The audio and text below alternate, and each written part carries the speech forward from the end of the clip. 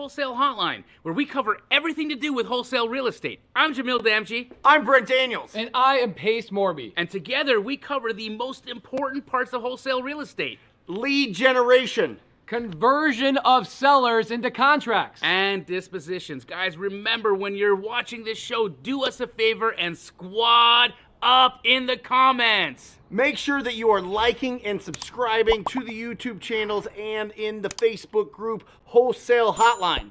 Most important, we want to know we're doing a great job for you and helping you build your business. So go give us a review on iTunes and or Spotify. So squad up and enjoy the show.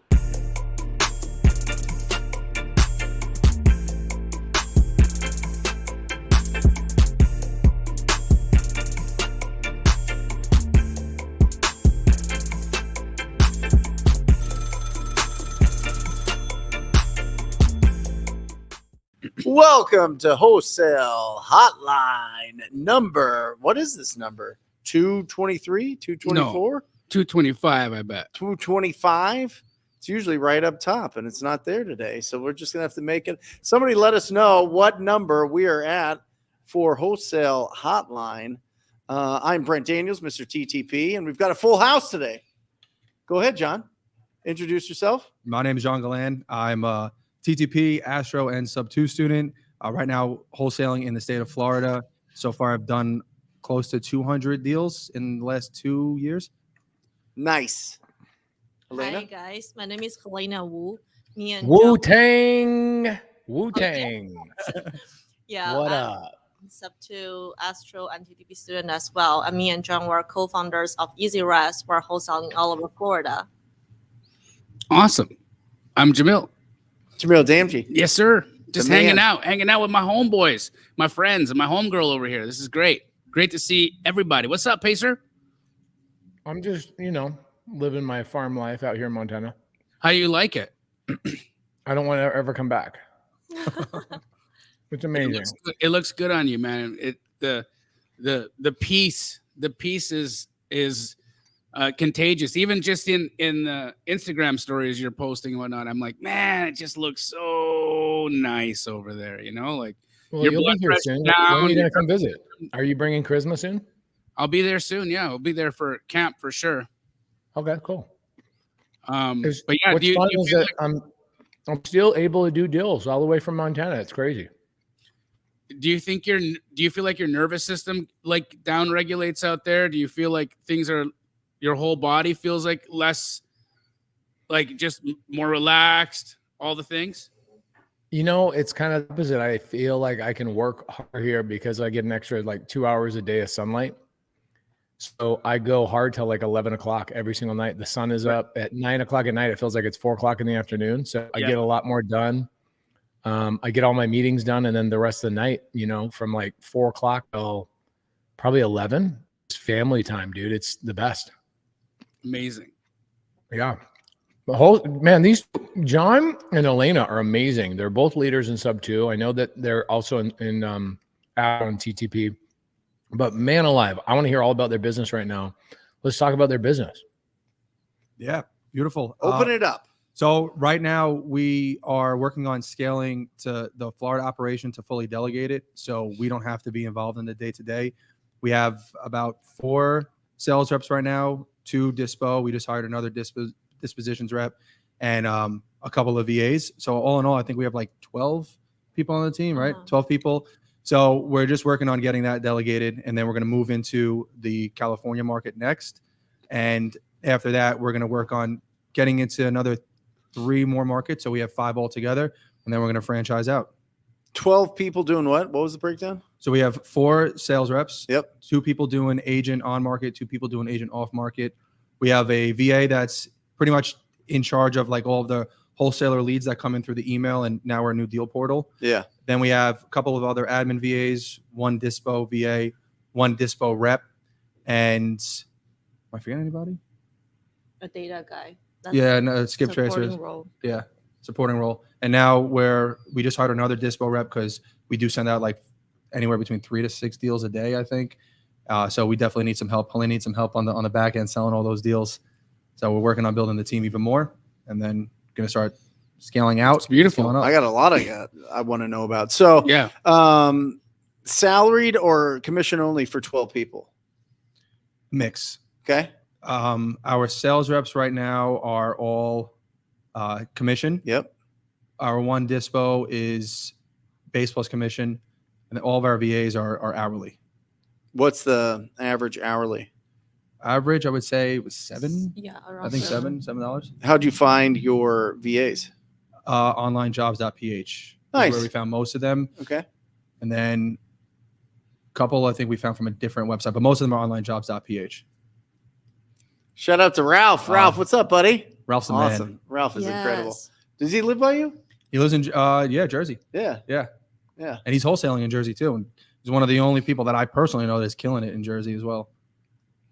Awesome. Good to So, see you. Good yeah, to see you, Ralph. There's I thought it was impossible to do deals in Jersey, guys. That's what I heard. Except for Ralph Germain. Yeah. it's definitely challenging with respect to the data providers out there. It's hard to when you pull up a house in New Jersey and you can't even figure out what the square footage is on some of those things. So you definitely need like an agent friend or Yeah. multiple platforms to be able to pull the data from. But because it's a little bit harder, it's like another one of those blue ocean states, right? People who really double down in there because it takes a little bit more knowledge, it takes a little bit more time. And, just like most things, when you add a couple layers of friction in it, people start running away. So Looking for something else. Yeah. But 200 deals, right? You guys are killing it. People who don't know you, how did you guys build to that? Like, what was help tell us your story. How did you get to the point where this is what you want to do? Because there's a lot of people that think, hey, I really want to do a big scaled up business, and some folks are like, nah. I want to stay lean and mean and keep my overhead low. You're choosing the first, right? Obviously, that was the path I went down. And for many years, I've had the debate in my own mind of like, what was the right thing to do? Is going big and when it gets tough, those conversations get super loud in your head, right? Because you've got all these people to care about and make sure that you can cover overhead and do all the things. It's not just you, it's hundreds of other people, in this case dozens of people. Yep. And it'll turn to hundreds in time. And so walk us through that, because it's rare to find people deciding to go that path. So I just want to also share with people how does that happen? Yeah, Helena, you can take it. So for us, I think it's why we want to do wholesaling, right? And for us, is we want to build a business. It's not a means to the end in terms of making some extra income per month. We want to build an actual business that we can delegate, maybe even sell one day or something. So with that being said, scalability is really important. And there are painful stage where we have more overheads. We do more deals collectively, but after paying all the expenses, we bring less money back home. Sure. So that's definitely the pain we need to go through. And, when there's a slow month, it's not just the pressure on us anymore. It's like we have to make it work because we are responsible for all of our employees and their family. So definitely extra layer of pressure and stress. But, since our end goal is to actually build a business, so we want to, be courage enough to scale, to hire, to spend those money on the right thing in exchange for the return. And for us is we picked a very niche area, which is micro flipping. We do a lot of GV deals. That's the niche we opened up and allow us to have the capital coming in and keep exploring other strategy. So even though right now the GV deals with other wholesalers still maybe like 80% of all of our transaction, but that just the guaranteed money, right, coming per month, and then we can use them to pay our salespeople. They were on base before. They were just off base recently. So we were able to pay them base, and now we're adding on direct to seller as well. We hired a great rockstar closer. So all of those is because we figured out one strategy, which brings in the capital, which allows us to reinvest and explore other strategies. Elena, you said you're doing Astro Flipping in some niche markets. What niche markets do you guys like the most right now? So it wasn't a niche market. We're only in Florida right now. So that's another thing. Like, I think in the beginning, a lot of people start off as nationwide wholesalers where they're in I'm in Virginia, South Carolina, North Carolina, Texas, Montana, and they don't really know any market or the big players in those markets or able to like really understand, the market at all. And so that's where you get a lot of people falling off, I feel like. So we just focused only on Florida. Yep. Like if you sent me a deal in Texas, I'm like, not me, but you could reach out to this person, that person. And I don't even want a fee. I don't care. I don't want to be involved because it's not my focus. So that's what we did. We just focused in one market, and we focused in the beginning on like JV deals, the micro flips, and which a lot of people either don't focus on at first, or it's like they focus on agents and then whatever comes their way. So that's kind of like how we niche down on the JV deals, but it wasn't intentional either. At first we were more focused on the direct, and then JV deals start coming in and we're like, we're not going to ignore these. So let's start working them. And then we built up our JV system, our JV model. And that's just been constantly, we could guarantee at least 6 JV deals a month. We just can't guarantee the fee. Joe, that's the only thing. We can't guarantee the fee. I think it's interesting that you guys, I feel like since the very beginning with early conversations with you guys, it was about building this company to exit, to sell someday. Yeah. Is that right? Still, did you guys start with that as the end in mind, or was that, did you develop that? Because most of the time, and I'd love to ask the same question about Keegley, right? Yep. Because you guys have done a fantastic job of franchising and expanding and building a really strong brand around the country. So there's 2 ways to go in this thing, right? When we start out, we're just surviving. We're trying to make some extra money, get out of our jobs, be able to replace our income from our real estate efforts for all the other responsibilities we have. But then to look at it and go, I'm going to build something that's a big brand that I can exit someday. That's a whole different mentality, because oftentimes you're leaner. You're not taking as much home. You're more building. Your investments aren't in properties. They're in your brand. They're in, you know what I'm saying? Your people. So that's an interesting strategy. So yeah, I could speak for myself. Like when I first joined Astro Flipping, even you could ask Jamil on the early calls, I've always said I wanted to build a large company because I didn't want to just build something and reinvest it into properties and just have like a little something. Like I wanted to build a large like empire in wholesaling, which is just a cash. I remember also in the early days, he was a CPA. Yeah. And so he had purview over a lot of really. I still don't believe this dude was a CPA. I love John so much, but like every time I hang with him, I'm like, you don't give me CPA vibes, bro. I know he doesn't For 4 years. He doesn't, but he was, you could, some of the questions he asks, you can uncover that there's either an engineer or a CPA living somewhere in that brain of his. But what I think, and correct me if I'm wrong, but what I think happened was he would see so many of these real estate investors that he was doing their books. Yeah. And he was watching what they were developing, watching what they were building, and seeing tremendous amounts of wealth. And so I think seeing that, his first exposure to a coaching situation was with me, and then seeing what I had tried to accomplish over there. I don't know if that had a little bit to do with it, but I think looking at the other people and their books was, because you kept coming to those calls and talking about, the amount of wealth that these guys were making. So how much did that influence you, or did you come in and just have this intention to say, look, I know what the value of a business is. And so I'm not here just to do deals. I want to be here to build business. Yeah. Like when I was looking at everything, I knew like when I first started, cause I had no intention to wholesale in general. Like I had no idea what it was. And I was just trying to get into buying properties, like the bigger pockets way, where it's just like, oh, let me buy it, live in it for a little bit, then buy the next one, and then just start stacking that way. Yep. I got like, it was funny. I listened to Pace actually on one of the first Bigger Pockets episodes that I ever heard him on. And I almost turned it off because I was like on my ferry back from busy season. And I was like, I don't really want to listen to something. I kind of just want to go, brain numb and zone out on the ferry. And then I almost turned it off, but I remember vividly like Brandon Turner saying like, and I literally wrote the book on creative finance, and this guy told me something. And I was like, okay, let me listen to this. So I listened to it, and then I joined the Facebook group, the free Facebook group, the creative finance one. And then literally the day after was the Secret Agent Challenge 1 that was posted. And I was like, you know what? I'm going to start taking action now. I'm going to watch this challenge. So went on that, learned about you, learned about wholesaling, got onto a call with the team. And I was just like, I felt it in my gut, like, hey, this is the path you need to go down. Like, because I was like, how did I get here? It's an investment. Like, do I want to do this? And I just felt it. Like it's one of those moments where I'll never forget, because it was like definitely a turning point in my life. I was all right, let me do this. So then I started learning about wholesaling. I started getting into learning about different entrepreneurs and people that were, millionaires and billionaires and all this stuff, right? Because I wanted to find the pattern between all of them.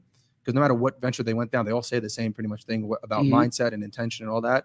So I was like, you know what? If I'm going to build this thing, like I might as well build something. Like let me build something big, and then I could because once I build the first thing, then I could build 7 other things after I build the first thing, right? So let me build this like as big as I possibly can to just see how big I could build it. And I saw what you did with Keighley, and I was like, that's really cool. I like the franchise model, because not for the money necessarily, because if I wanted to make more money, I wouldn't franchise, right? Because I would keep it all for myself. But for the fact that if I develop like a blueprint on how to scale a business, I could help so many more other people scale their businesses as well and change their lives and change their family. So that's why I wanted to build something big to impact myself, but also as many other people, because then they'll have employees and they'll have families. So it was just something I wanted to change and help as many lives as possible, and then start reinvesting, getting into like development, multifamily, buying businesses, all that stuff. But that's on the back burner because I'm building the one thing first. Love it.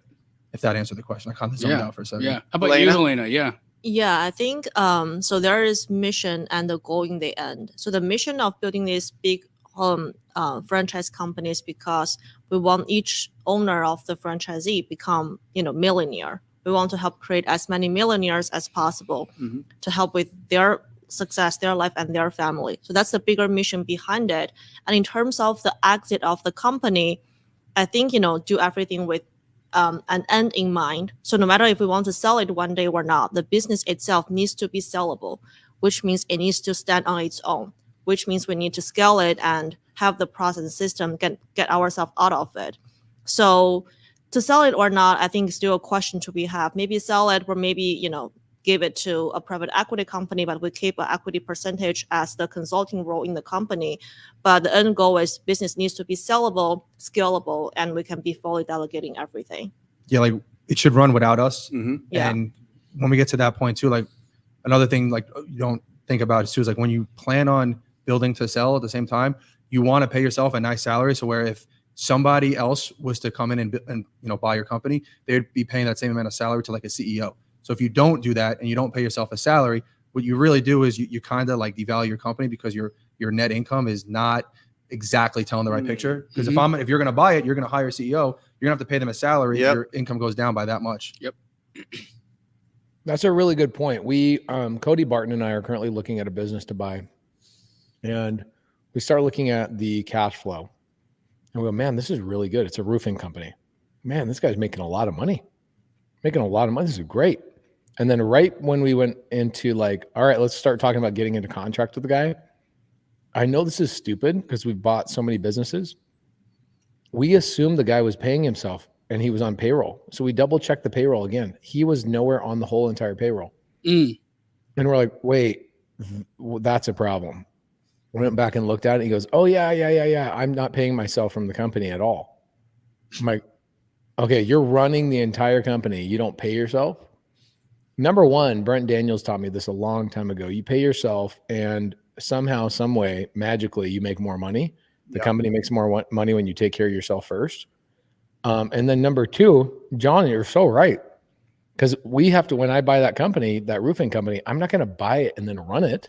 I'm going to buy it and have somebody else in there running that roofing company. So you got to pay yourself from your wholesaling business. And a lot of wholesalers just don't do that. I was one of those for probably my first 4 years. I would take all my money and I would reinvest it back into marketing, and I'd pay some bills and pay some stuff, but I never paid myself. And I just thought, like, I'm just scaling. I'm scaling the business. I'm reinvesting all the profits. Brent, why is that the wrong way to do that? You give it all back. Listen, it's income minus profit equals expenses. Once you figure that out, you win. It's not income minus expenses equals profit. Sorry for the pure CPAs in the room. But when you set a specific target, a minimum standard, how much you're going to take home, It's going to affect the decisions that you make. It's going to affect whether or not you test things. And it also, in my opinion, as an entrepreneur, if you want to have these big exits, if you really want to be a millionaire, I think it's very rare, to be honest, that people actually want to be a millionaire. I mean, they might want it, but when it gets down to the nitty gritty, your financial thermostat that you have been encoded into your hard drive is going to start kicking stuff out. And you see it all the time. You see it all the time with people that came from nothing. All of a sudden they're throwing money at all sorts of different things, and they're giving it all back because they don't feel in their soul that they deserve it. They feel like, it's too much. They feel weird about it, or they go and hire big teams of people to do a bunch of things, or they go and they get into, really big office leases, right? It's the financial thermostat. And the only way to increase that is be around people that are doing way more than you, that are actually taking money home. That's the only way. Yeah. That's the only way that you can increase your financial thermostat, is be around. That's why I honestly think that's why the whole mentorship, industry business came about, because there was just people that wanted to give back. And there was also people that didn't have anybody in their sphere, anybody in their circle that was at a place where they wanted to be. And I think that that's what really brought up the personal development and business development and all this, is being around people that are doing way more, making way more. They're just, it's a different mentality, and you need that to increase your financial thermostat, or you'll just give it all back. You'll just give it all back. I see it so much in real estate, especially with real estate agents that come out hot, especially with wholesalers that come out hot, or people that do really big flips off, early on in their career. I'm almost like, wow. Oh, I wish you would have gotten the smaller one and stepped it up a little bit to the bigger one, so that you had enough time to really mature as somebody that makes a lot of income. And it's really it's a big thing. It really is a big thing. That's why I challenge people. Set it at a 30,000 minimum standard. Set it at a 40,000 minimum standard, and don't hire anybody until you're bringing home that money. Challenge the threshold of your financial thermostat and see what happens. Because it gets you wiggly. You have to break your brain a bit. One of the funny things about the concept of also doing this, where you build something bigger and you pay yourself a salary, versus when you're wholesaling on your own, you can have months where you can bring in, $100,000, $150,000. And if you have very minimal expenses, a lot of that can go home with you, right? You're going to save for taxes, but you know what I mean? You get to take that. So there was something that I realized happened to me in that world. Some of it was really good, and some of it, I think, kind of hurt, right? Yeah. I think the really good things is that I wasn't focused on, okay, I need to make this big deal, or I'm going to get this. And you lose that motivation towards chasing those ones, Whereas, for instance, compare that to when I was still coming up, Carlos and his team, right? Those guys were taking massive hits, right? Not bad, good hits, right? They were swinging for the fences, and Carlos could make a $500,000 in a month sometimes, just going off, and he'd spend 600, right? So there was a lot of money to be made, and I kind of missed that, because I was like, shoot, Hunter's not going to let me take home more than $20,000, right? Yeah. And so you're in that hamster wheel when you're still building, but then it gives you discipline, right? I think the thing that I learned out of that was discipline. And, now there's months where it's great, and there's months where it's not, but because you have such a big business and you have a war chest over there, you don't feel it either. Right. You don't feel it one way or the other, but that's that Ryan Dice quote that it keeps playing in my head. It says, high performers won't do anything unless they have to. And when they have to, they'll do anything. Right. And it's kind of like when you're sitting on that, you're the dragon sitting on the big pile of gold. You know what I mean? It's like some of your, your claws get a little dulled. Your teeth get a little bit. I think less honestly, sharp, you know what I mean? What really kicked it into gear for me was you two. You bringing me into that meeting that day and showing me what you could actually take home, and then just getting to chase that man around the country for a couple of years was incredibly powerful for me as well. So like, I was lucky that I had my two really good friends around me that I could level myself up with. But if a part of me feels like if I had just stayed there all day in that, where I'm just like in this corporate like widget machine, I don't know that I don't know, dude. I don't know. What do you think, Pace? Because you've been around me so much. What are your thoughts about that? It's interesting how long you went by just making all this money by yourself and just basically, cranking out these wholesale deals. Nobody even knew who you were. Yeah. I mean, everybody knew your name, but like nobody had met you.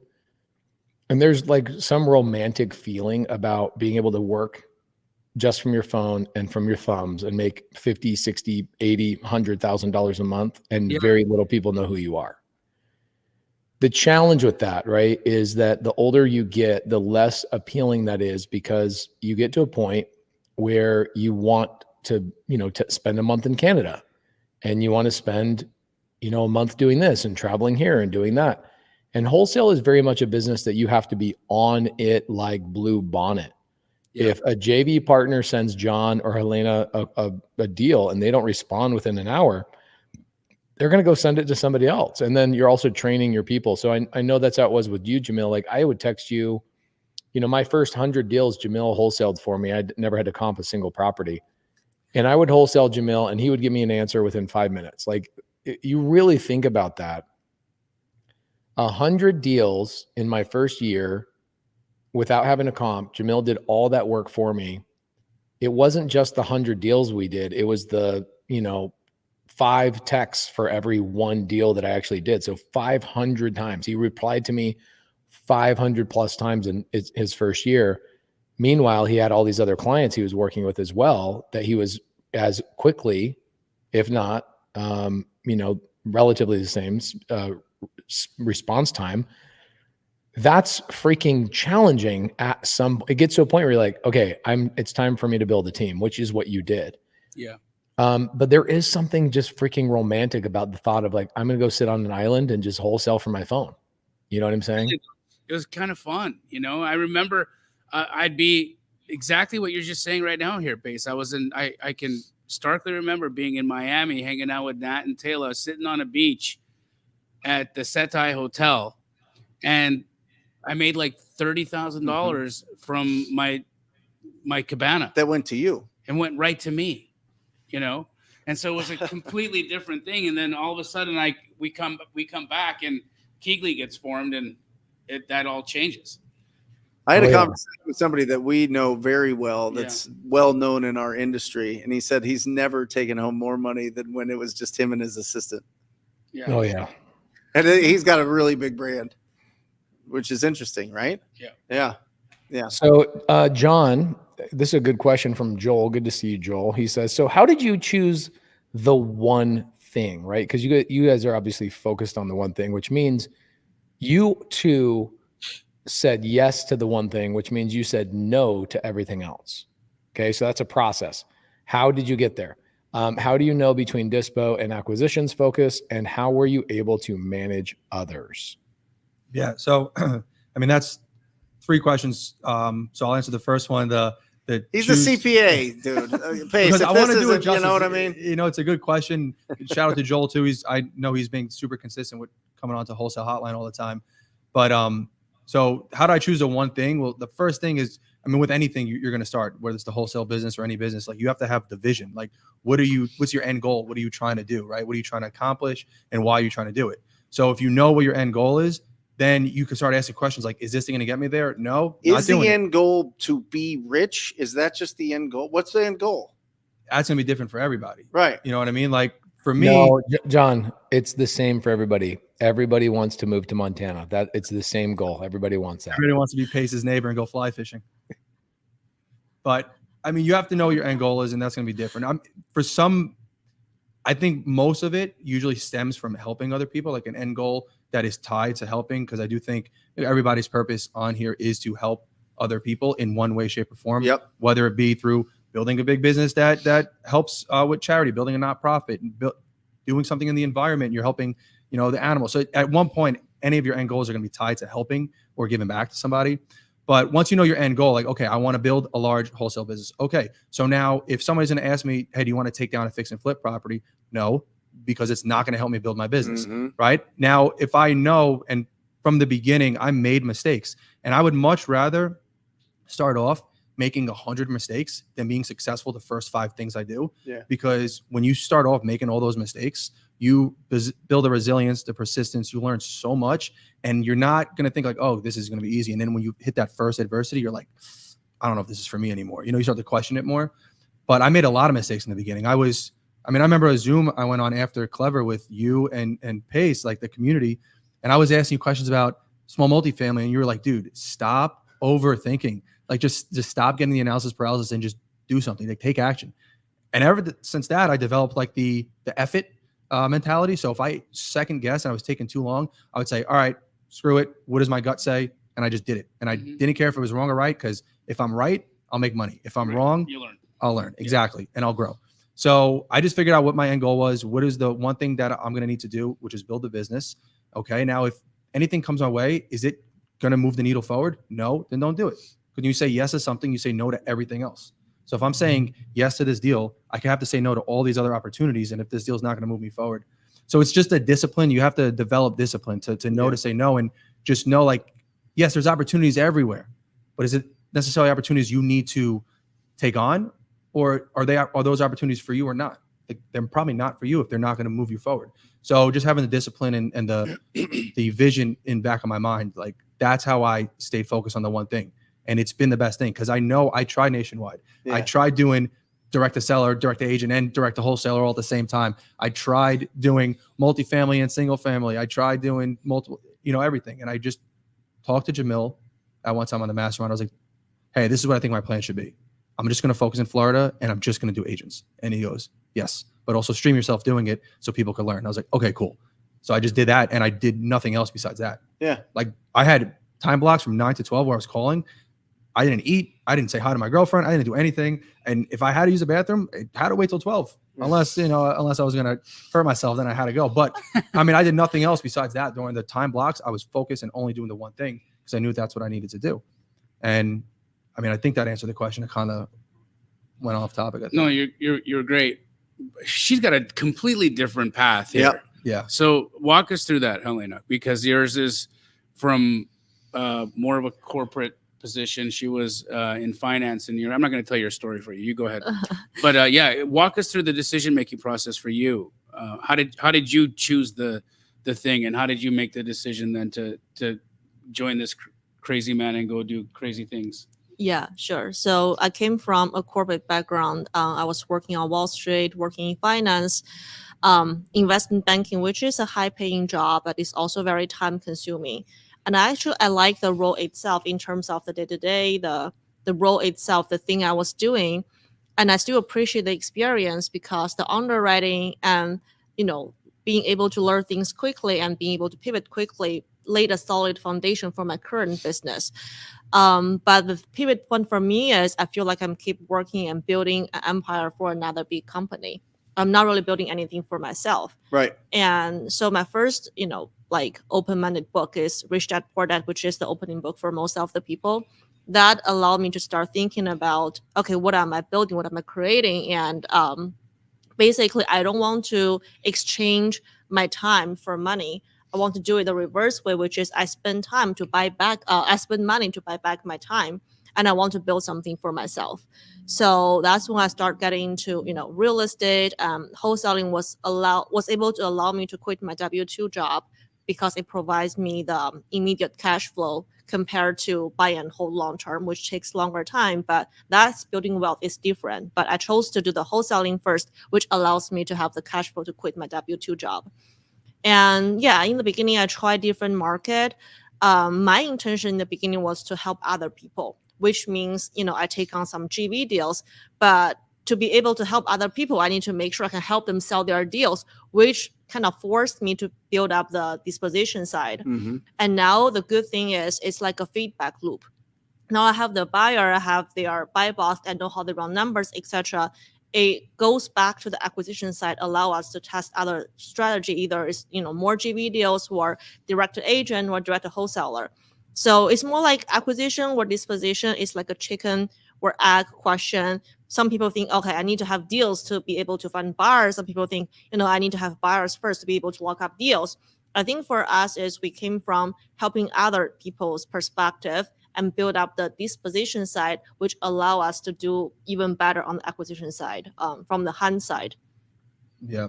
And like I was focused at first on acquisitions just because that's going to come down to your personality. I believe like if you're going to focus first on AC or dispo, like I personally I tried talking to agents and sellers and wholesalers. I at first liked talking to agents more. That's what I enjoyed more. And then as I started, going and I started working with more wholesalers, I actually liked working with and helping wholesalers more. So that's why I started doing acquisitions. Like talking to buyers wasn't something that really appealed to me, but that's why her and I work well, because she's really good at selling. Unpack that, because you guys are very different. Yeah. And I know you have extremely different skill sets. Mm-hmm. How does this partnership happen? How do you guys identify each other as an opportunity to work together? And have there been struggles? Oh, yeah. So Helene and I were, Pace talks about this all the time when it comes to like partnering with people. You got to date first. You have a dating period. So Helene and I were doing deals together, JV style, for about 6 months or so. And then we realized like we both had the same ambition. We both work at really fast. Like we were always answering each other in seconds, right? And we just did a lot of deals together. And we knew the way we worked at that point. And we were like, you know what?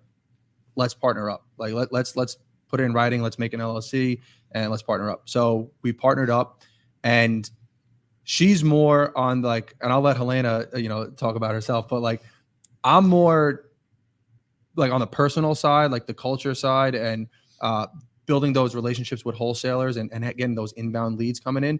Helena is a lot better with the business sense, the talking to buyers, selling deals, negotiations on both the AC and the dispo side. And like, I could be a little bit too empathetic at times, and she could be not as empathetic. So we work well where she's like, you're being too nice. Like they have to go. I'm like, okay, sorry. And then I could be like, Helena, we got to soften up a little bit. Let's butter them up. And then we could tell them some of the bad news. So like we work really well that way, and we built a great culture as a result. Yeah, we're super different. And if like we kind of did the personality test, culture index, people like us, we either get along super well because we have the trust, understanding, and we build incredible synergy, or it's going to be fire and water, basically cannot even get along well at all. Sure. So for me and John, like I'm more strategic and methodical and rational, but he's like more warm and fuzzy. So and irrational. Yeah, he's a lot more, understanding. So when I initially building the company, building a team by myself, I realized, people working with me or under me tend to feel like being intimidated, or kind of like too much stress and pressure. And I did not do anything intentionally to make them feel that kind of way. So now me and John, we are partnering together. We're able to put our strength in use. If it's more like business wise, partnership, we need to solve a problem, it's more so me coming in. But he's super good at building the culture, right? So I think I'm very proud to say that every single person in our company, no matter it's American or VA or far away, they love the job. Because some VA that have been working for another 10, 20 other wholesaling companies. And they said our company is the best from the process, culture, and people's perspective. So we wouldn't be able to build this incredible culture without John being there. But it's also a balance. It's like you're having a stick, but you're also having something, like encouraging you. So we are making sure we can implement, perform, accomplish things well in a very loving and welcoming, supporting environment. Awesome. It sounds like Pace and Cody, Jamil and Hunter, like these. Yeah, I was thinking the same thing.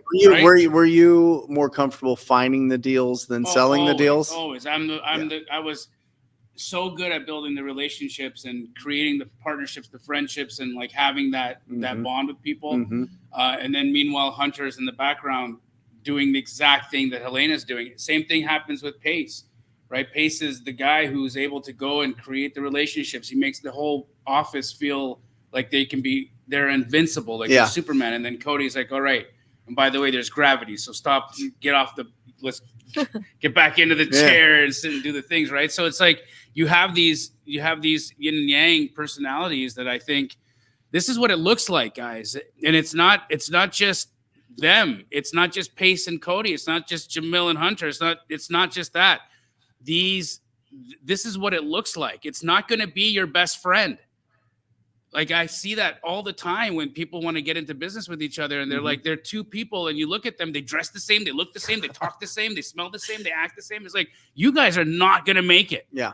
You're the same person and you're not complimenting each other. You guys are going to step on each other's toes. Yep. You're doing the same dance moves. Overlap. Yeah. Yep. Right. I don't know. What do you think on that? Because you're a sole proprietor. You're the one who says, I hate partnerships. And is this maybe why? Because you're like, I don't want to hang around with somebody who's like my opposite, or I just never found that, or I don't know. Partly, I think that also you can hire somebody that can be your counterpart. I really do. I think you can hire somebody that has more of an analytical mind. The way that she would be, or the way that Hunter is. No. No. No. Right? Like it's no. different. It would have to be different, and maybe that's the whole difference. There is maybe there's more turnover in that, but I don't know. I think business partners break up all the time. I mean, I've had business partners for the first 15 years of my career. And then 17 happened. Dustin Monger and I split, right? And he was that whole thing. Yep. And then I realized, you know what? I can hire people, treat them really well, bonus them like their owners. I mean, they feel like their owners. I do profit splitting, so it's that, right? And if push comes to shove, I'm going to take their advice because they're in the day-to-day, trenches every single day. If they say, no, I think we need to do this, then great, go ahead, right? I just think that it makes it a lot cleaner if there's just one person on the white horse, leading the charge. And then there's other people that, help with that. So just a different philosophy. And my income went up because of that, my personal income. But I'm not building something to exit. You know what I mean? If I was building something to exit and there was a partner that knew something technically way, way better than I did, you know what I mean? Then that would be a whole different scenario. But if it's going out and getting deals and selling deals, I've been doing that since 2004. Yeah. So, I mean, different businesses in my opinion, but you guys are building something that you want to exit. Yeah. And I mean, you need to have, you need that lean and you need to have that built out and you need that thing doing amazing things like Keegley. Yeah, another two things I want to mention is, although me and John were so different, our brain actually functioned pretty similar. Sure. We came to the same conclusion almost all the time. So it's very easy for us to reach a conclusion, but we just go about it a little bit differently. So collectively, it's a very comprehensive and well-rounded solution to solve a problem. And also, I don't know if you noticed or not, like when you talk to someone yourself or when I talk to someone myself, it doesn't have the same contagious power compared to when we show up and talk together. Like we close on the closer to. Yeah. It's like, I feel like when people see me and him like showing up together, they sense that kind of balance and power coming from two different sources. Yeah. Well, 1 + 1 cannot equal 2 in this business. It makes no sense. No. 1 + 1 has to equal 10, 100, 1,000. Yeah. You know what I mean? You need to have real leaders in that role that can bring all the different parts of your organization together and to get them real efficient. Yeah, I think I heard I think it was like Wayne Dyer talking about soulmates, and people were saying like they think they need to be the same or similar. And he was saying like if you have two people that think the same, act the same, dress the same, one of them is just redundant. So like with Helena and I, where we do have those differences, but when we come to the same consensus, we both come from it from completely different like viewpoint. And like Helena said, like when we talk to somebody, like I could paint like a really pretty picture, and then Helena could show exactly how we're going to get that picture. Yeah. So it's like, yes, I can make you feel all good, and then she could give you the confidence that it's actually going to get done. Yeah. You know what I mean? Yeah. So that's why I think we work really well. But the struggles, because I don't want to like gloss over the struggles at all. Yeah. Hop in them. You know, we're still going through struggles. Air the tea. Yeah. We're still going through struggles, and doing deals is easy. Yeah. Managing people is not. Sure. The struggles have been with people. Yeah. It's been with processes. One of the biggest mistakes I made and if you're new, what I would highly recommend doing is start documenting everything you are doing. If you have a process, like put it on paper and record yourself doing it. Because when you start training people and bringing them on, if you don't already have that documented, you're going to have to backtrack and do that. Take time out of your day to train them. So like documenting and coming up with even if they're not the best, like if you're not a systems guy or a systems girl and you're putting it down, just have something on paper that just details. You can make a process. And then when you start training people, it's a lot easier than just, kind of just flying off the seat of your pants or whatever that expression is. So it's always been with people, managing them, finding the right people. I personally don't like firing people. I'm too much of an empath on that part. Helena helps with those conversations because you could tell like I kind of like freeze up, talk around it, or I have to write something down and then it sounds like it's scripted. But she's really good at helping get the excess out, I guess. It's if that's tough what I'm conversation. Yeah. With people. What's the line, Helena? Is it this isn't working out, or is it it's not us, it's you? I think I came in from also a very empathetic perspective, but I pretty much lay out the situation very honestly, right? And it kind of like give them thoughts to think about what they have done and what's the right option for them. It's not like I'm blaming on them, hey, you did us wrong or anything like that. It's just not a good fit. So if we keep you here for longer, it's a waste of your time, our time. So we want something better for your future. So that's why we let you go. Yeah. So it's for you.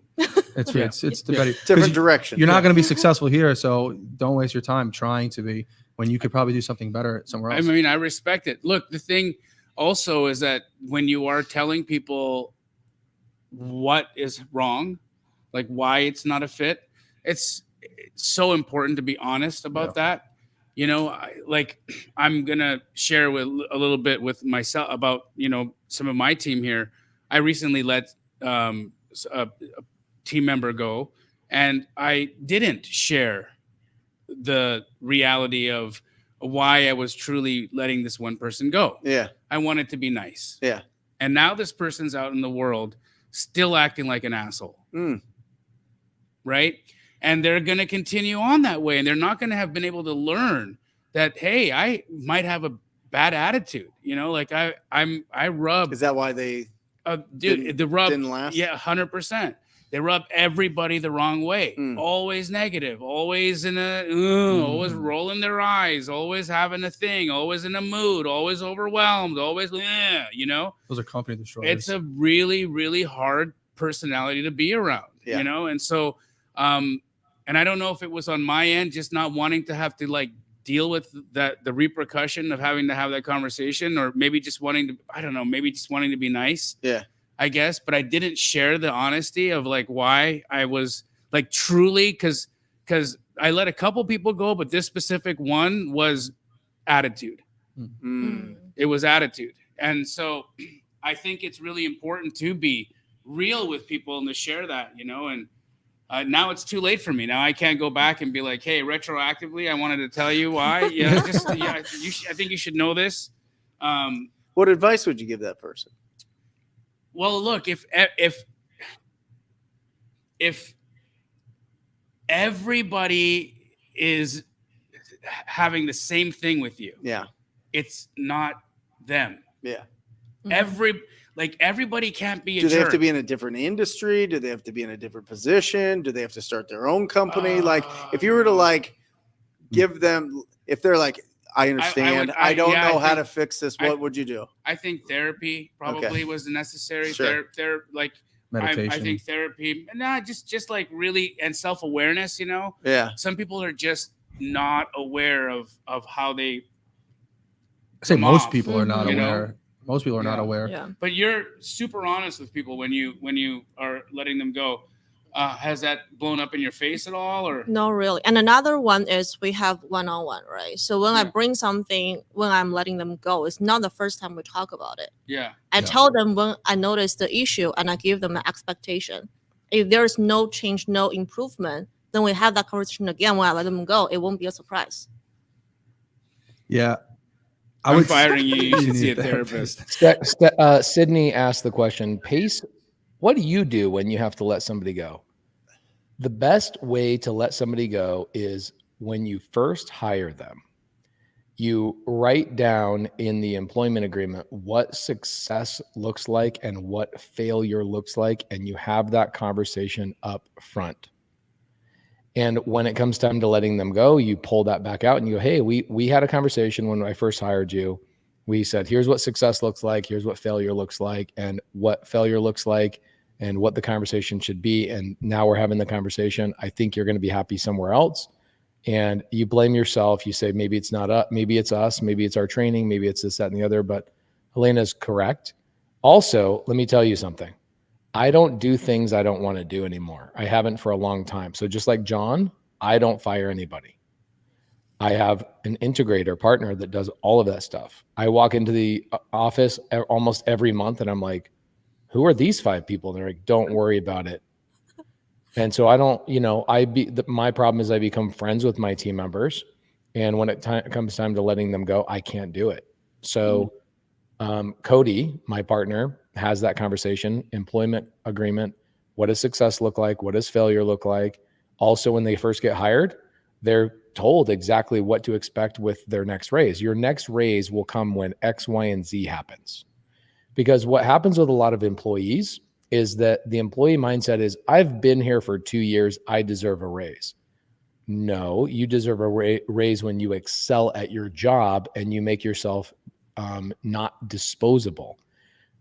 So that conversation is had up front so that when people start, having conversations with their wife or their spouse, hey, when are you going to get a raise? Inflation's killing us. They can pull out their employment agreement and it says, your raise has nothing to do with how long you've been here. Your raise has to do with your performance. And here's the way we measure your performance. So it's systems and processes is how Cody does it. And I'm sure Helena is exactly the same. Yeah. The upfront contract, you let them know exactly. I mean, so how do you do that with 4 salespeople that are commission only? Well, how do we have fire them? Well, how do you have the conversation? I assume if they don't make any money, they'll fire themselves. So that's not really tough. VAs, you really don't have to do too much because that's typically, set up in your training of them, right? And making sure that they do it. But I haven't had any issues with any VAs not doing the work that they're supposed to do. It's just, some of the critical thinking isn't as, advanced as somebody that's, more of a salaried or somebody that's going to be in the group. So what performance are you watching? Dispo? So those 4 salespeople, they are doing agent outreach, on and off market agent outreach. So KPI in terms of number of calls being made, all contracts locked up per week or per month, those are key KPIs. Also offers made for MLF, they're doing on market, and then off market addresses, like actual off market addresses, not other wholesalers deals sent to them through through an agent. That's also like how many are they getting and how many new relationships are they making a day for off market. Yeah, I think for us, so they were on base before. We kind of call it a probation period. Sure. Because after hiring right or wrong people and firing so many times, we kind of developed the skill set of being able to tell if someone's gonna, be a good fit after 2-3 weeks. What are the top qualities of a good fit? I think for me, is several qualities, kind of Deals. the only one. So I would say taking initiative, having that ownership. Secondarily is having, just being intelligent, right? Being able to learn things quickly. And the third one is problem-solving skills, being self-sufficient. I think those 3 are the most important ones for me. Yeah, and if they keep asking questions that's in the training, or if we just went over it the day before, like, oh, why is this clause in our contract? And then an agent asks and they ask me again. It's just like, I recorded the video and I put it there, things like that, where it's just like, okay, are you asking a question to ask a question, or have you actually tried to figure out the answer first and then come and ask the question later? So the initiative, the problem solving skills is very important. And then also if we say, hey, minimum 50 dials, don't just do 50 or 51, we're saying minimum, but you should be doing, if you want ownership in the role, you've been doing 60, 70, you'll do as much as you can in the time you have. Sure. So it's just kind of that dog on the bone energy for a salesperson, and now we're doing the culture index, which is all gonna be about personality testing and seeing exactly which people should be in the right seat, and looking at our company as a whole. And then any new hires you bring in, hey, is that person a salesman? No, not on their not part of their profile. Like they're more integrator side. So we won't be putting the wrong people in the wrong seat in the beginning, which will help a lot, save us a lot of time and energy instead of investing our energy into the wrong person for the wrong role.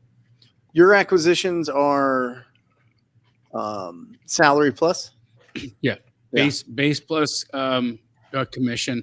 They're all licensed though, so we can do it that way. Yep. We found, so when we were bringing people on strictly commission, total gong show. W-2s? No, when it was strictly commission. Right. No, So with now. now it's W2. Yeah. Yep. Isn't that wild? Yeah. It's so much more expensive. It's terrible. Oh It's terrible. my gosh. Yeah. I'm telling you, 1099 is the best. And then, your accountant's like, listen. Here's the thing, right? Yeah, you can't do it. Right. Because do they have, well, it's 1090, you say to your accountant, it's 1099. They're like, yeah, but where do they report? Monday. Yeah. Here. Okay. Is there a time they report here? Yeah. Is there a time they leave? Yeah. Do they work for anybody else? Do they work for anyone else? No. Okay, they're not 1099. Now you're paying all the taxes. Oh, yeah, You're taxes. paying all the benefits. Oh, yeah. Probably insurance. Yeah, we got health insurance for people. Like you end We up switched over 15% profitability gone. you It's end all up that. Yeah. You end up having Seriously. to really, and it's tough. It is tough to get that going. But on the other side of that, when they hit their stride and they're making a great wage, and then they're taking home big checks because they're bonusing out incredibly well, you get retention. And I mean, Pace is at that office as often as me, probably even more than I am these days. And how many times do you see new faces in there on the Keegley side, Pacer? I see new face. I mean, you have a large organization, so I actually. The answer to that is I see some people that have been there for 4 years. Yeah. Over and over and over and over. A lot of them have been there 4 years. Yeah. And then, there's a few people I see probably a couple times a month. I see new faces in there that I don't know, but I'd say it's half and half. Like you guys have an amazing ability to keep star talent. Yeah. We've done good with that.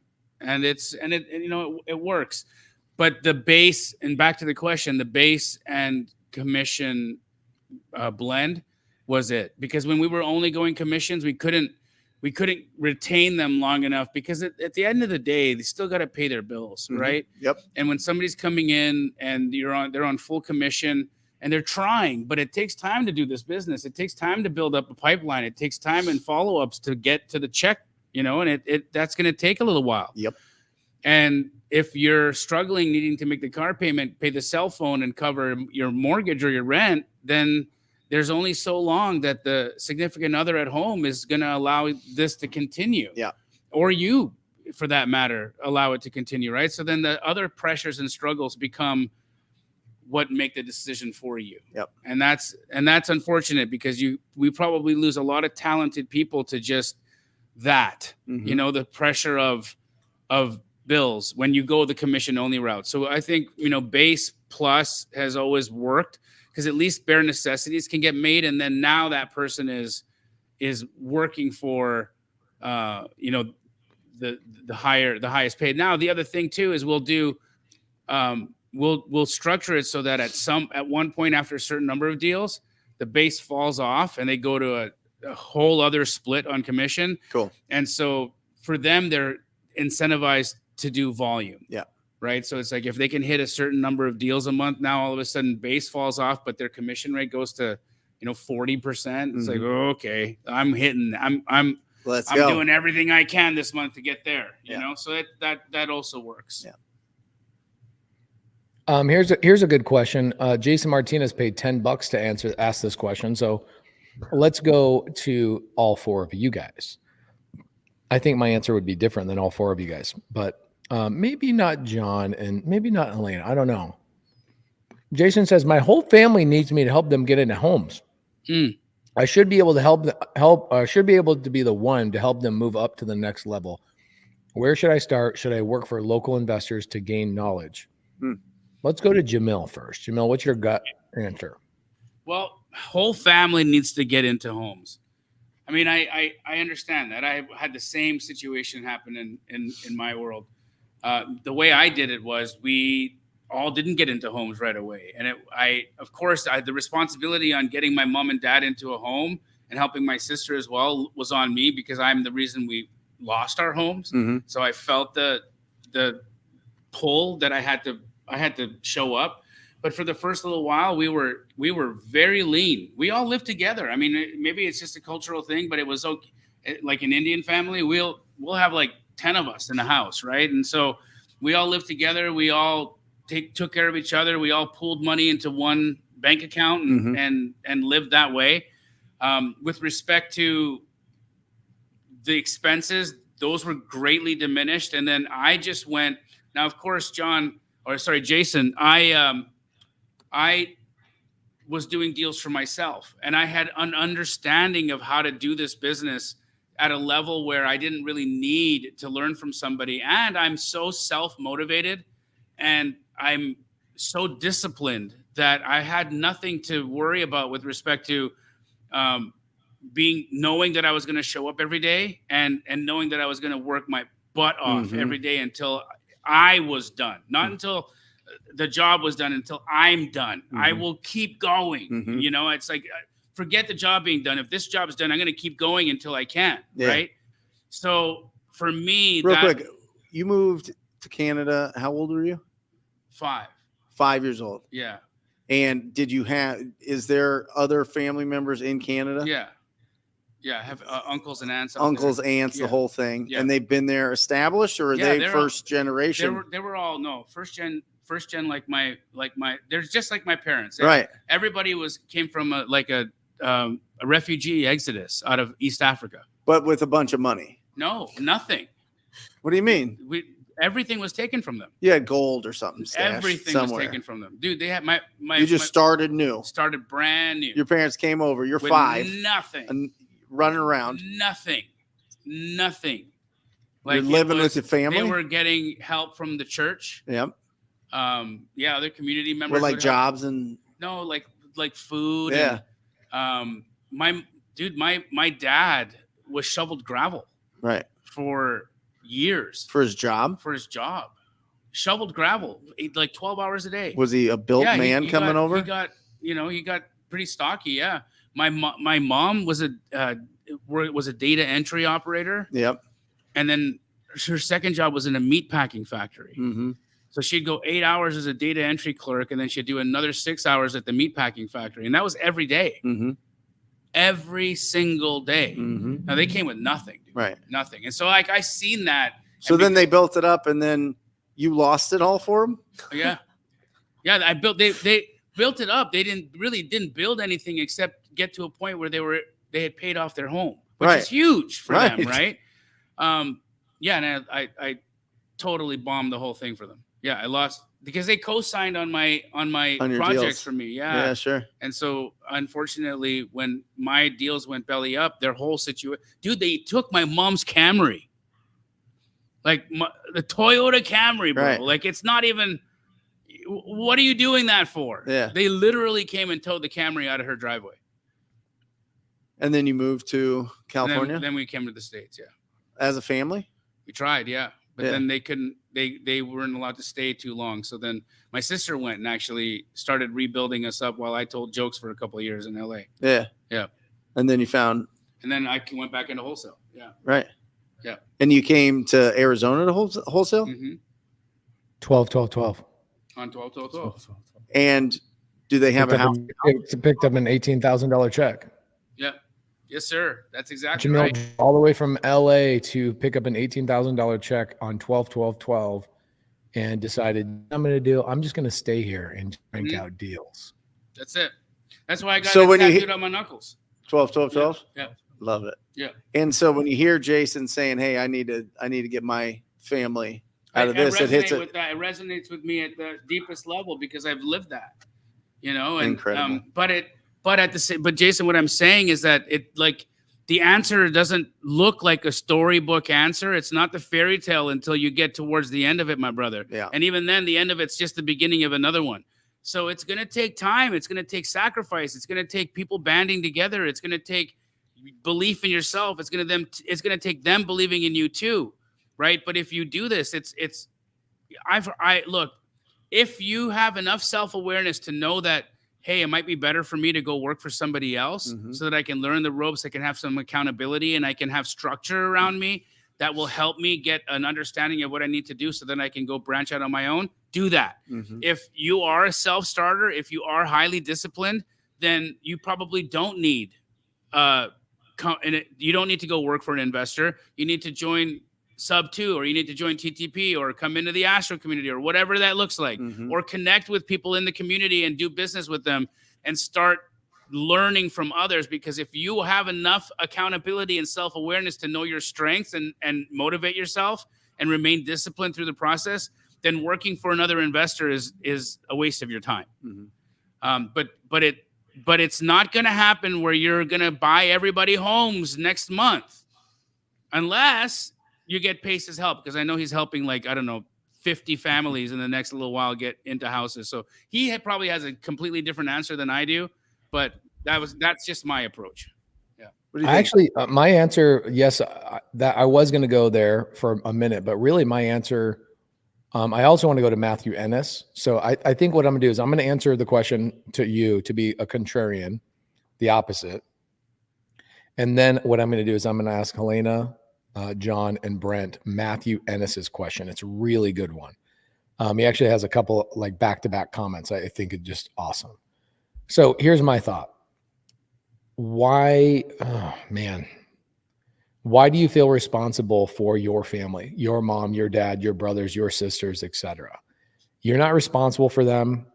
The reality is most people's families are just going to hold you back, and they're going to say negative things, and they're going to rely entirely on you. Meanwhile, there are families out there, your employees, your future employees you haven't even hired, like John and Elena. You have 12 people that are relying on good decisions you make every single day in order for them to feed their families.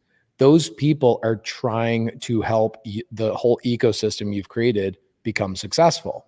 They're participating in the success. They are helping out. They're rowing the raft, so to speak. They've got an oar, they're dipping it in the water, and they're helping that thing move forward. Those are the people you have a responsibility to before your family. I'm sorry. I will fist fight somebody that disagrees with me in the comments. It's not your responsibility to take care of your mom and your dad. I'm sorry. Can you get to that level? Yes. Is that something that I do? Yes. But I did not start there. You start by building a business and taking care of people that are in your raft first before you start taking care of people on the shore. And it's interesting. I watch people go, oh, I have this responsibility to my family. Like what? Your sister who is like on unemployment? She hasn't had a job in 15 years and she's waiting for you to just hand things to her?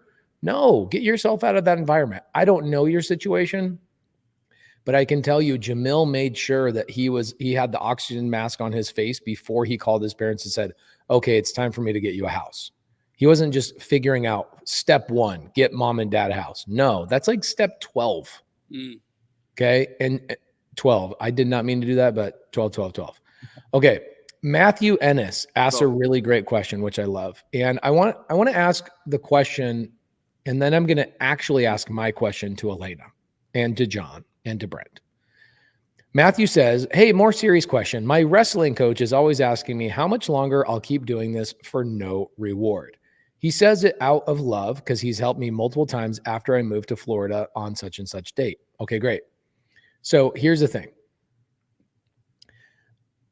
When I read this, all I can hear is I'm not actually doing anything other than consuming content and watching and reading books and going to seminars and paying for things.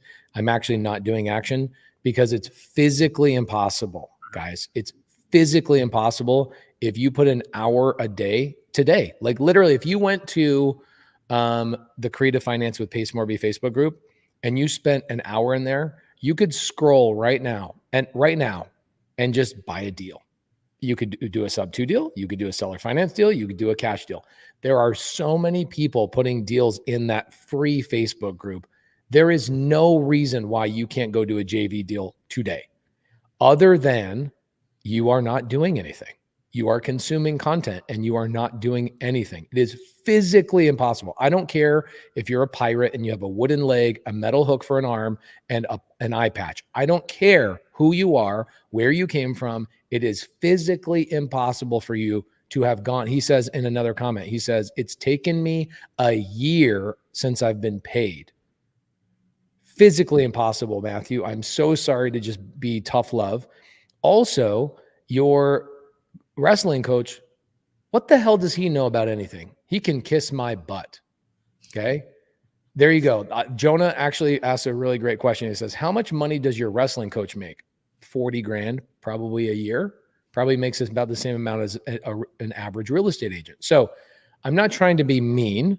I'm trying to be a little bit shocking to get your attention. But I want to ask John, Brent, and Elena. Do you think this gentleman has been taking consistent action and he still has not gotten a deal in a year? I don't want to say if he's taking consistent action or not, because I don't know what actually he's doing. But I think two aspects I want to touch on. The first one is he mentioned keep doing this with no reward. So he's talking about the result. So he sounds like very result attached, which is fine. But I think the bigger reason is, what's the reason behind doing everything?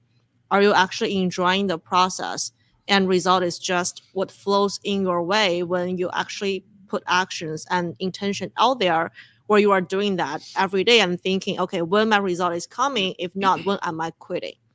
And so I think, the enjoying the journey and figure out the bigger reason why behind it. And sometimes, like when I first start calling, I call 12 hours per day and I did not lock up any contracts. It feels like at the end of the day, I have wasted my whole day.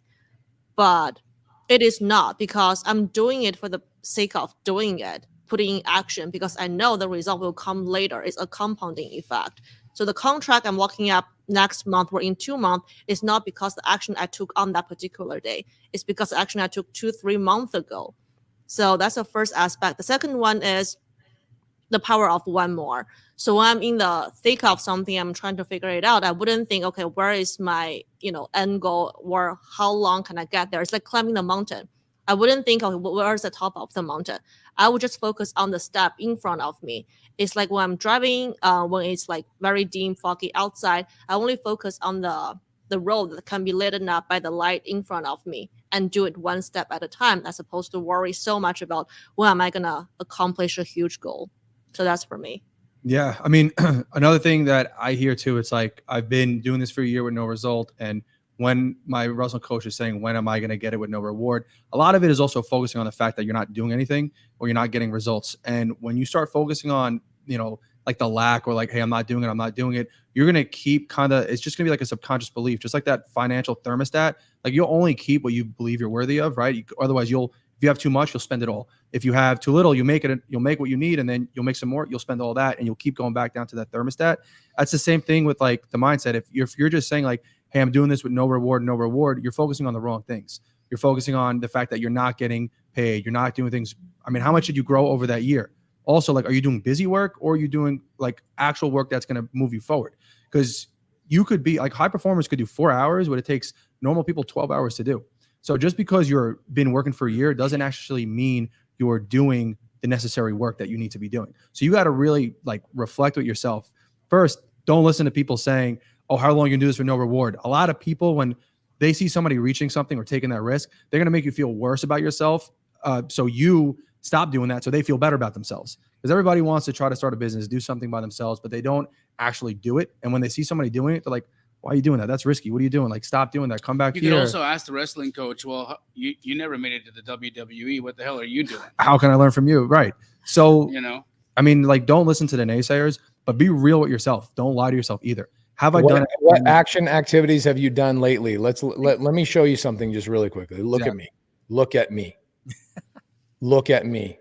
Okay, watch this. Watch this. Watch this. This is very simple. I'm going to show you guys something really, really cool. Okay. We are going to do a little screen share, and I'm going to show you how I can find a deal right now. Watch this. I can go to Keyglee.com, Keygle.com, Keyglee.com. And I can go over here and I can go, man, I want to do some investing. Let's go look for some properties. Okay. I'm going to, wait, this is only in Arizona, right? Oh, it's in Florida, Minnesota, Nevada. I'm all over the country. How about, let's just choose Arizona because that's my market. Are you telling me that there's a deal, there's a deal, there's a deal, there's a deal. These are, wait, I have to cold call these, right, Jamil? No. Wait, are you telling me that these are active deals ready for me to flip right now, or maybe even ready for me to co-wholesale, do a JV or Astro flip on these bad boys? Yes, sir. Okay, let's see if we can find one in Colorado. Oh my gosh, yep, I can get one in Colorado. I can get them in Georgia. Okay, check this out. This is cool too. Watch this. I can go to landwatch.com.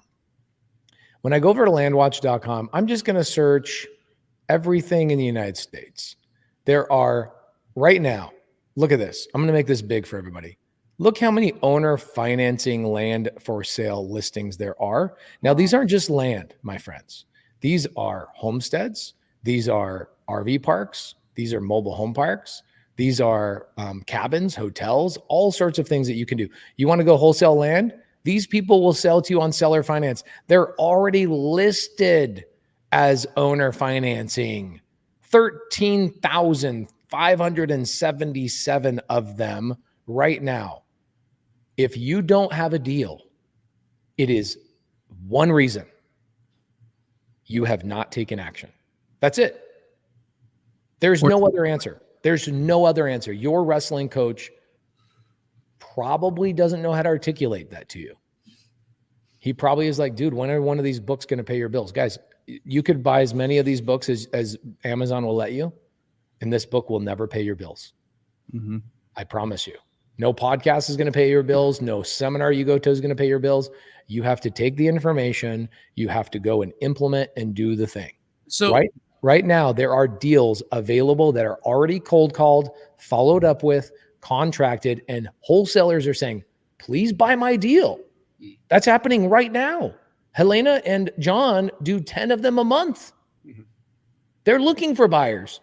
There's 3 ways to make money in real estate, guys. Stop thinking wholesale is the only way to make money in real estate. You can wholesale a deal, you can fix and flip a deal, or you can buy and hold a deal. Those deals are everywhere. Jonah Corchin is in the side chat. Jonah Corchin sells deals every month. John sells deals every month. Brent sells deals every month. Jamil sells hundreds of deals every month. There is literally no reason why you can't get a deal other than you haven't taken action.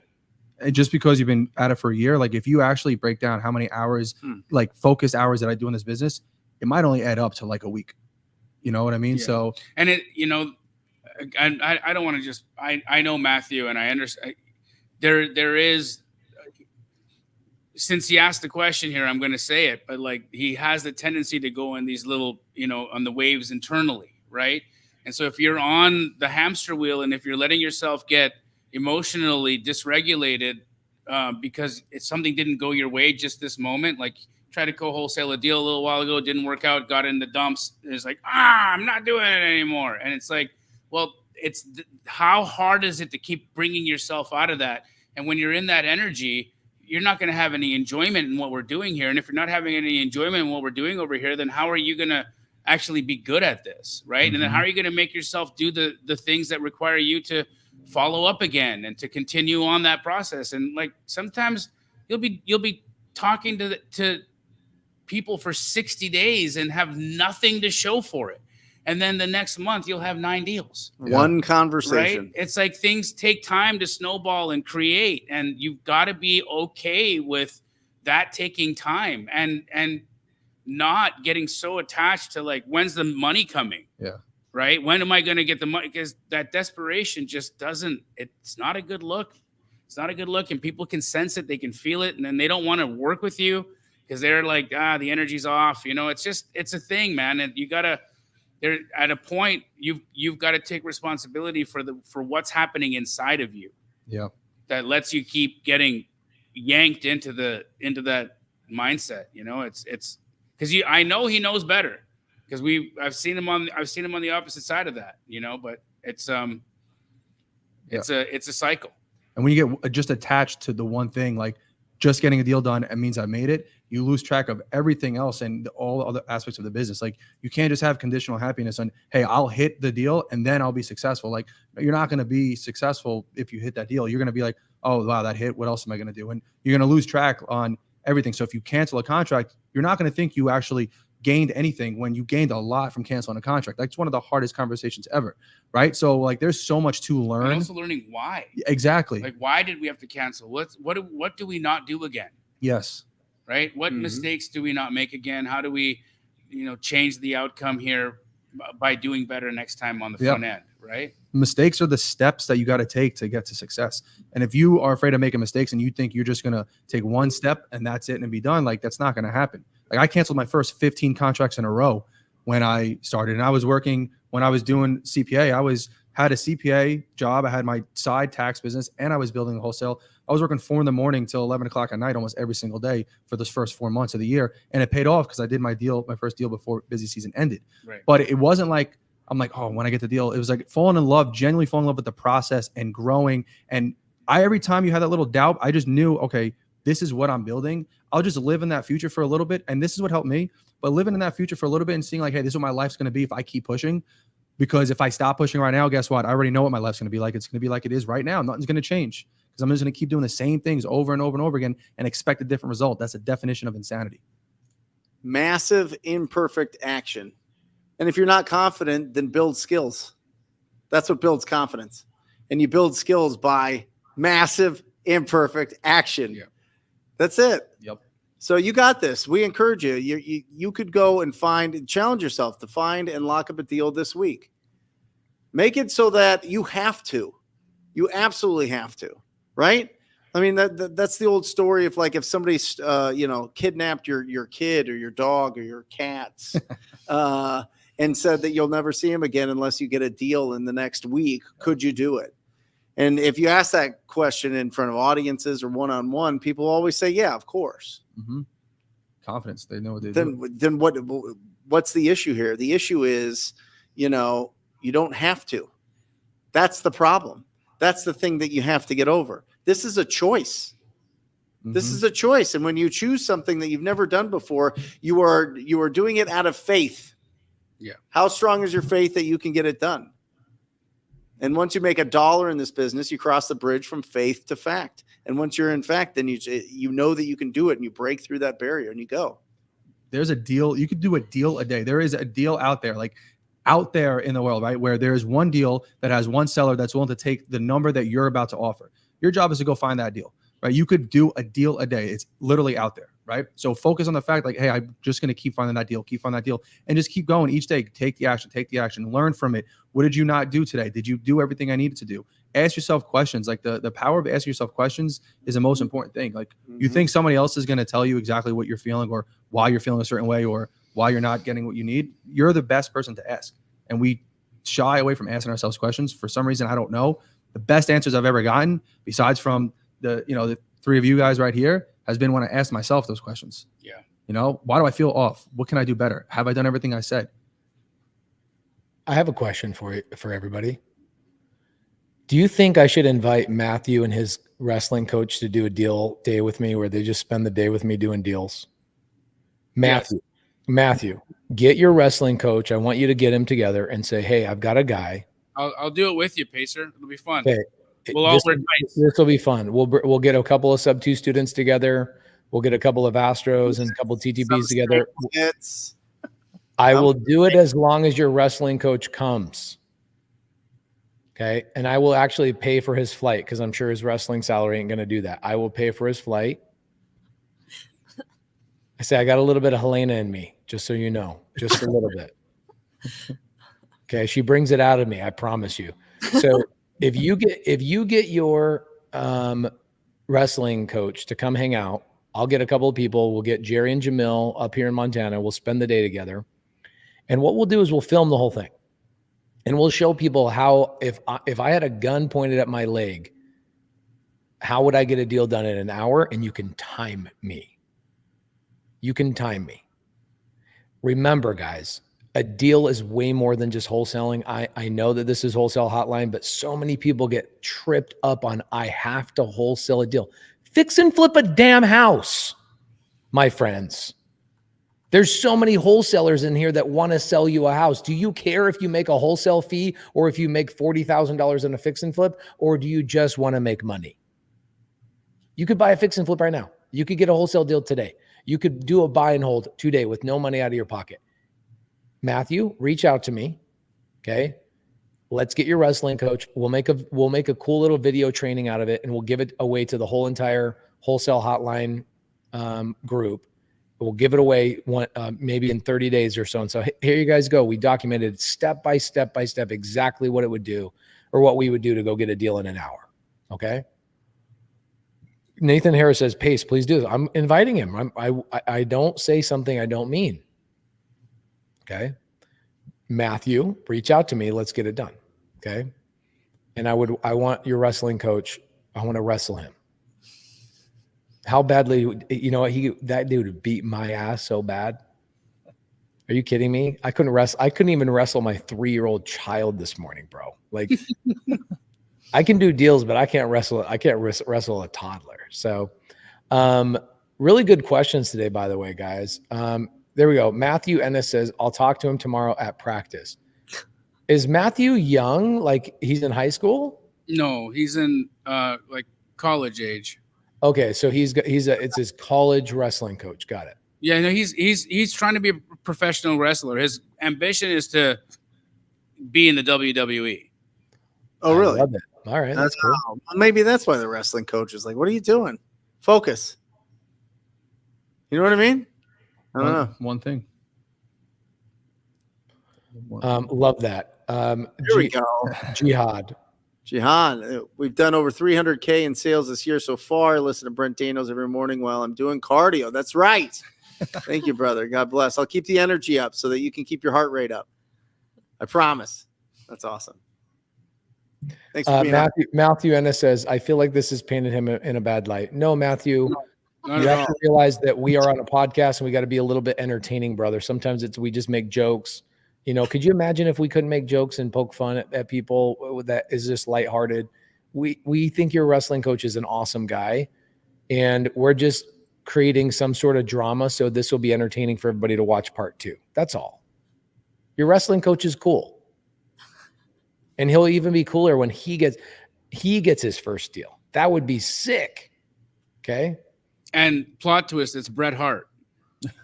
No, I'm kidding. Oh. It's just I was gonna say that's awesome. Brent, how do we get Brent to come to When is community it? camp?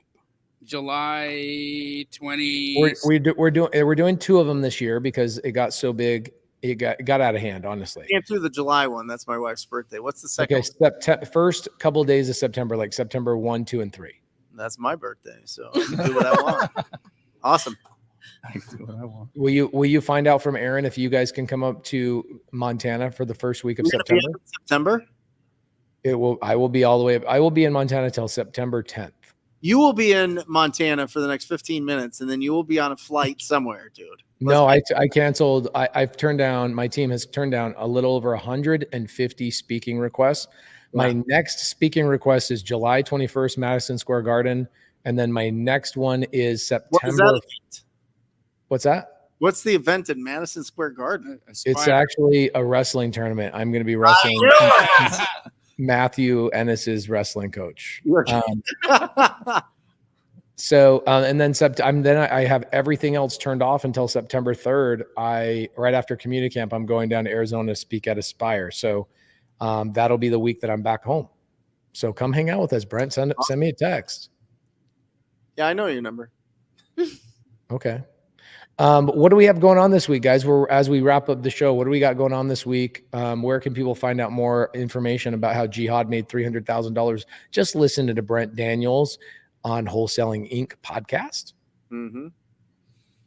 I got the same old comping mindset on Sunday. Come hang out. If you're getting down on yourself, you're feeling like there's more you can do to keep your energy up, keep your faith. Sundays, 1:00 on my YouTube channel. Nice. Come hang out. Yeah, we just keep selling deals. We're gonna stay here for a week to shoot some content on the disposition side to help the community people. And also we're gonna spend Thursday and Friday to learn from our coach on culture index to help us to better help our employee and people around us. Nice. Yeah, I mean, same thing here, hanging out with Jamil and Ethan, Andy, and Helena. Not used to the heat, but I'm getting used to it each day.